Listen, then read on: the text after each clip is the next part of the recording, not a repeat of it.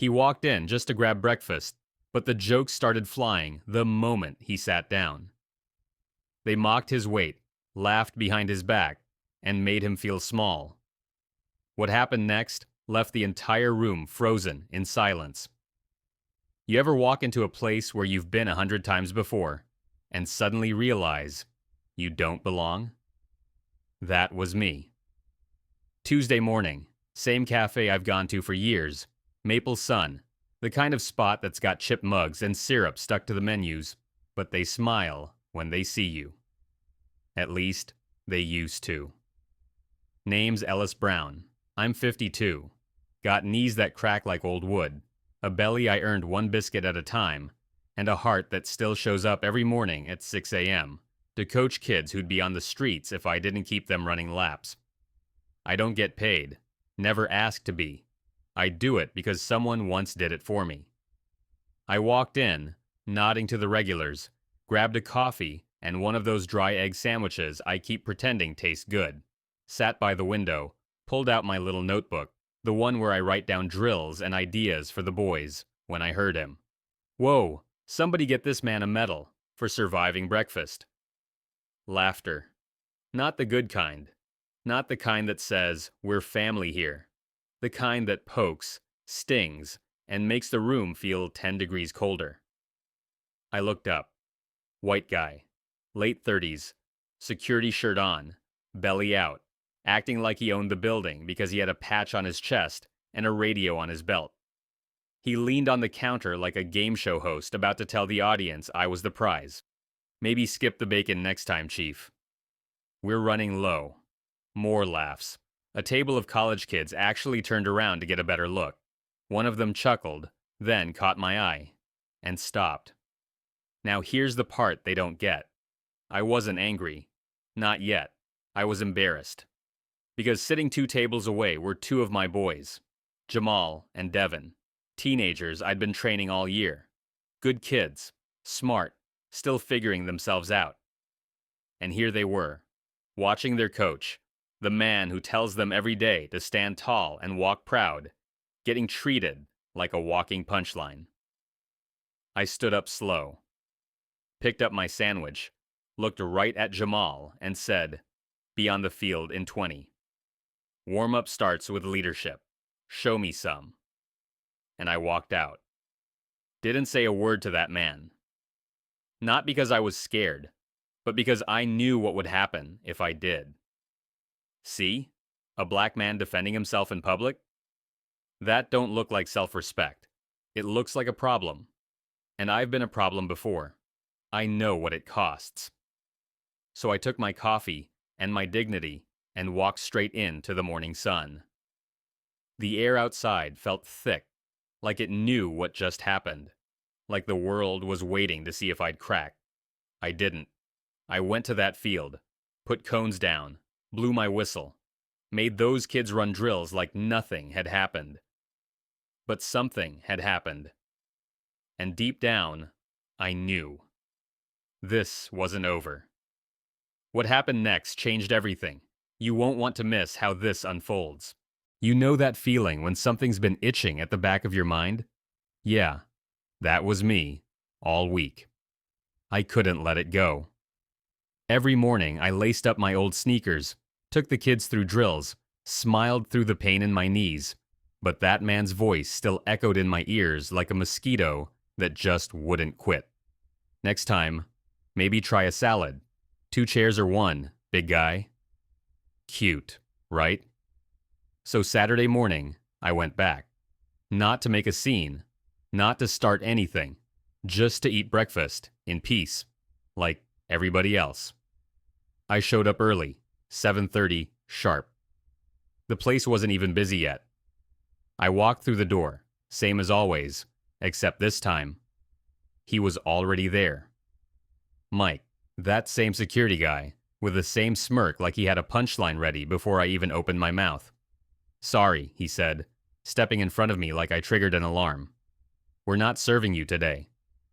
I blinked, thought maybe I misheard. "Excuse me?" "Management decision," he said. "We've had complaints. Some guests said you made them uncomfortable the other day."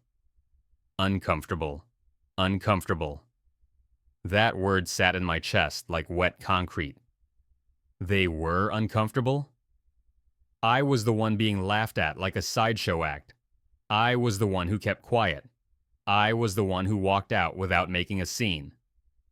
Look, he said, shifting like he was already bored with this. It's not personal, just policy. You take up space, cause a bit of a stir. It's not good for business. That's when it hit me.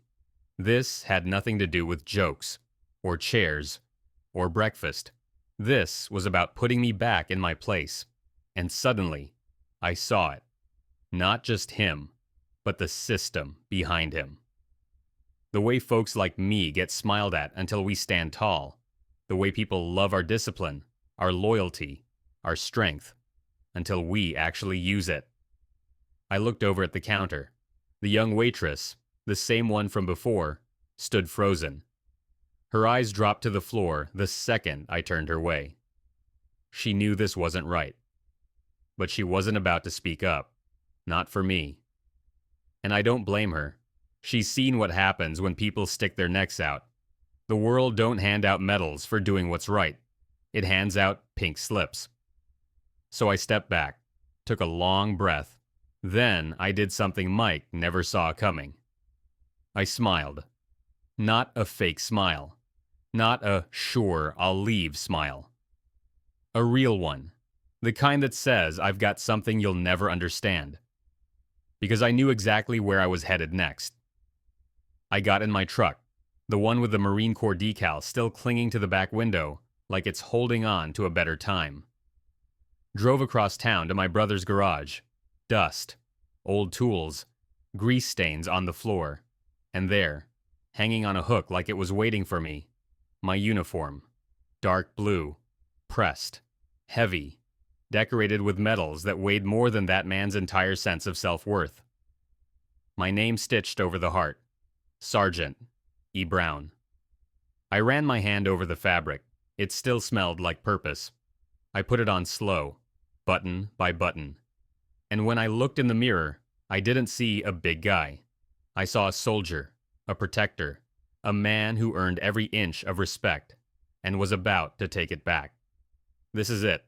Everything you've been waiting for is about to happen. Stick around. You don't want to miss how this man put everyone in their place. Sunday morning, same cafe, same cracked sidewalk. Only this time, the man walking through the door didn't come in for coffee. He came in to be seen. I stepped inside.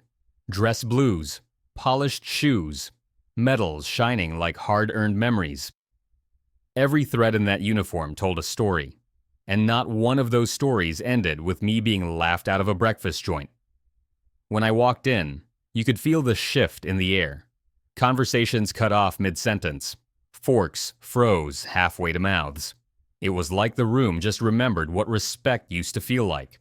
People turned, not out of curiosity, out of recognition, out of that deep-down sense that they'd misjudged somebody who had nothing to prove, but came back anyway. And Mike? He was still there. Same uniform. Only now, he looked like a kid who just got called to the principal's office. He saw me, and you could tell something in him wasn't sitting right. I didn't say a word, didn't raise my voice. I walked straight to the counter, pulled out a chair, and sat down. One chair. A single, solid, proud chair. The young waitress rushed over. Her hands shook a little as she set down a menu. "Good morning, Sergeant," she said. "Your meal's on us today. Please, anything you want." I looked at her. Calm. Director. Number I'll pay. She blinked. "Sir, it's really okay." I said I'll pay. Because I always have. And I wasn't about to start accepting handouts now. Mike tried to stay behind the counter, but the manager, new guy, suit and all, came out from the back. He looked nervous, holding a clipboard like it could protect him from consequences. We saw the footage," he said. "That video's all over social media. It's getting attention." I nodded. Funny how respect shows up once people start watching. He tried to explain, to soften things up. It was a misunderstanding. We didn't know your background.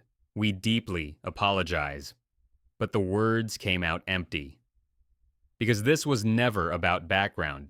It was about how easy it is to dismiss someone when you think they don't matter. See, in that cafe, the day I walked in wearing my uniform, they didn't just see a big guy anymore. They saw the weight of service, the burden of loyalty, the pride of a man who's done more than talk about freedom. He's defended it. And for the first time, they listened. I finished my meal quietly. No speeches, no grand gestures, just presence. Because the loudest thing in that room wasn't my voice. It was the silence of their shame. When I stood to leave, Mike stepped forward. I saw the shift. Not fear, not anger. Something smaller, something real. He opened his mouth, closed it, and just nodded. That was enough. I didn't need an apology. Not from him. I walked out the same way I walked in. Steady, proud, and unshaken. You don't always have to raise your voice to make people hear you. Sometimes, all it takes is walking in, wearing the truth they chose to ignore. If this story hit you, hit that like, and don't forget to subscribe for more real moments that flip the script. Turn on the bell, because next time, someone else gets their power back.